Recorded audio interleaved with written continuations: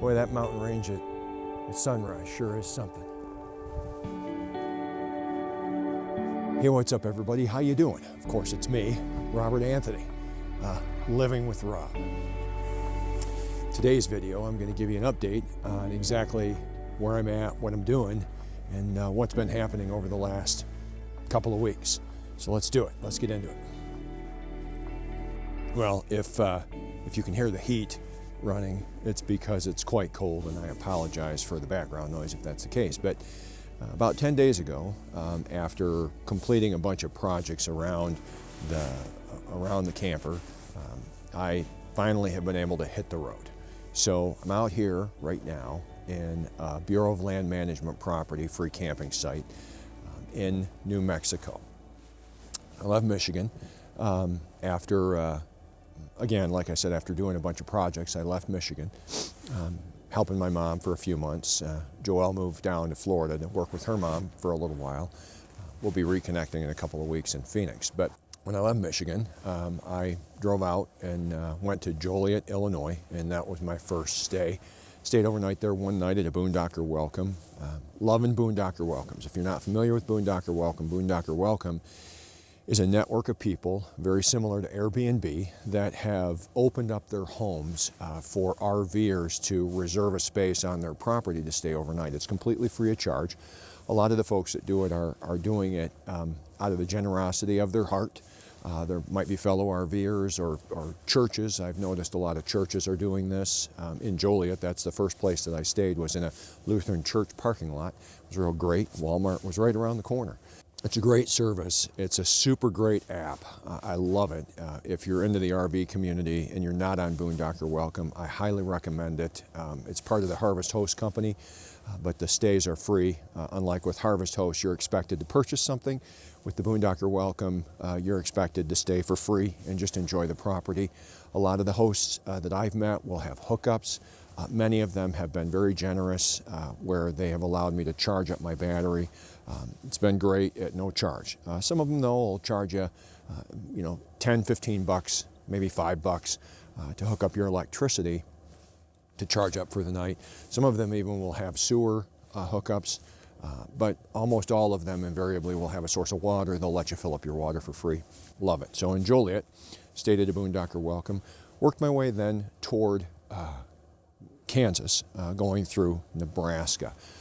The next stop was like a giant farm that Watson and I enjoyed an epic sunrise at. We got there at dark. It was a little hard to find the parking spot for the Boondocker Welcome, another Boondocker Welcome, but they harvest bees and do honey, kind of a self-sustaining farm. Watched a beautiful sunrise there, and Watson enjoyed a lot of running, free roaming and running around in that portion. And that was actually in Iowa. Just east of Omaha, Nebraska, when we hit this Boondocker Welcome. The next day was in Lincoln, Nebraska. Now, when I was in Lincoln, I stayed for a 4-night total. Met Steve and Colleen. We went to church together. They were generous enough to buy me breakfast, but they have a beautiful farm, a beautiful piece of property there. It's not really a farm. It's about a 5-acre piece of property. They do a lot of their own vegetable gardening. They have chickens, of course, and I wanted to kind of hold for a few days while there, and so I offered to help around the property. Steve was very generous. If you need to hook up your battery, go ahead, which I didn't. I've got plenty of solar. I was able to run full function on just my solar for the entire 4 days, so that was great. But I was able to mow the lawn. I mean, who doesn't love, as a man, to drive around on a big lawn tractor for half the day, right?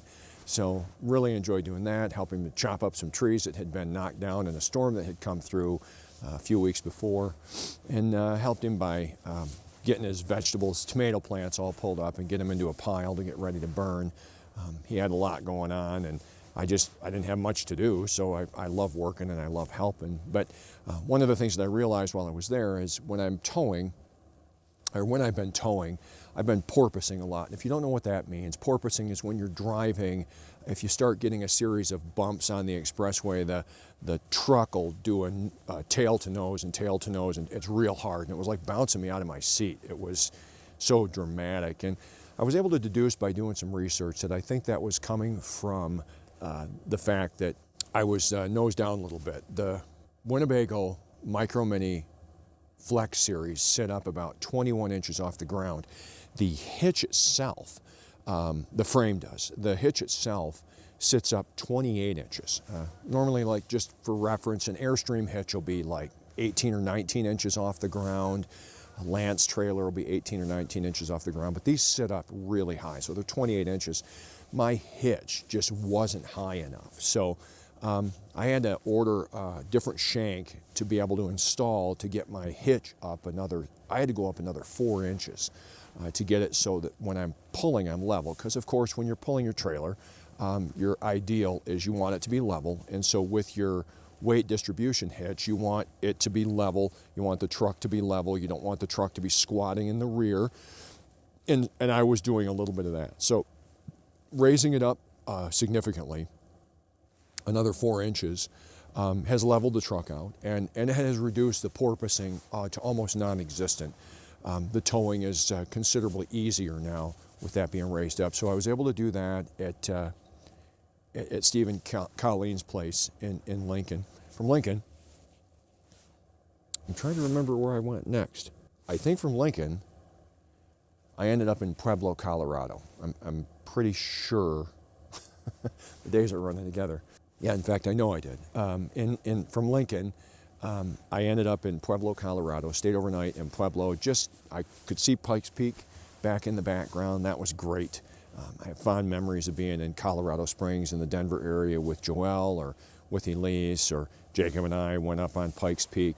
That was really fun.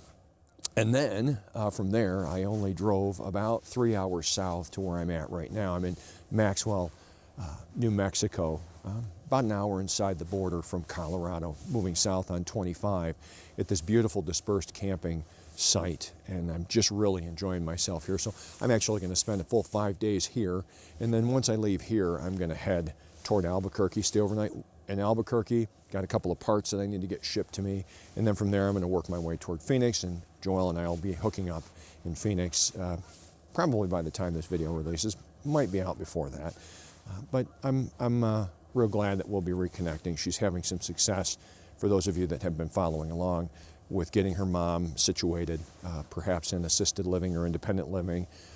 It's one of the things that they're looking at. So all seems to be well there. Her mom is getting back under control with regard to her levels of pain.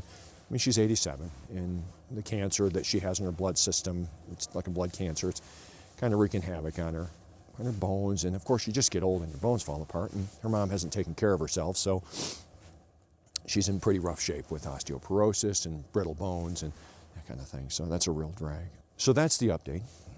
That's where we're at. I just want to say how much I appreciate the fact that you actually are interested in what I'm doing and that you're following along.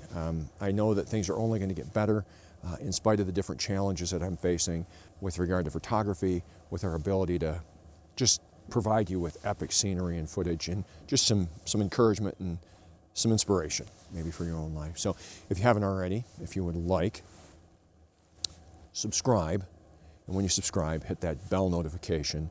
Remember, when you hit the bell notification, that will, if you do all notifications, you're going to know as soon as I upload a video or make a post. And that way you'll be able to keep in the loop with what's going on. And when you do that, it does help the YouTube algorithm to help me to grow the channel. So I'm growing it through your assistance, and I just am really grateful for you being out there. Whether you're a subscriber or not, I'm glad that you're watching and that you've chosen to spend your time, which is valuable. Goose Wars. There are so many birds on that lake. It's insane. It's a wildlife preserve, so there's a lot. It's really cool. Hey, thanks a lot for being here. I'll see you in the next one. Rob out.